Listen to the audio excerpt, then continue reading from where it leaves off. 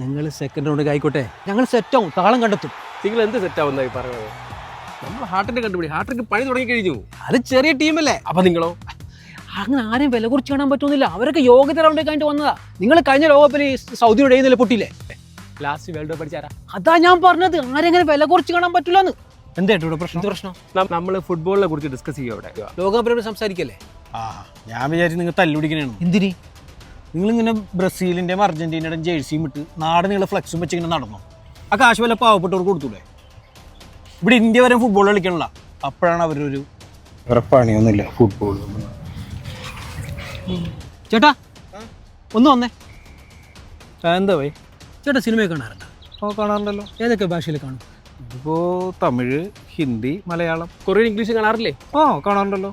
എന്താ മലയാളം മാത്രം കണ്ടാൽ? അപ്പം നമ്മൾ നല്ല കണ്ടന്റ് ആകുമ്പോൾ ഇപ്പോൾ ലാംഗ്വേജ് ഒരു വിഷയമല്ലല്ലോ. അതുപോലെ തന്നെ ഞങ്ങൾ സ്നേഹിക്കുന്നത് ഫുട്ബോളിനെയാ.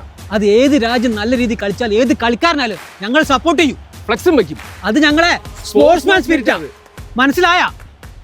മനസ്സിലായി. അപ്പോൾ ശരിയെന്നാ. അവൻ്റെ ഒരു പരിഹാസം ഇക്ക പറഞ്ഞു എന്താ എന്തായാലും. ഹലോ ചേട്ടാ.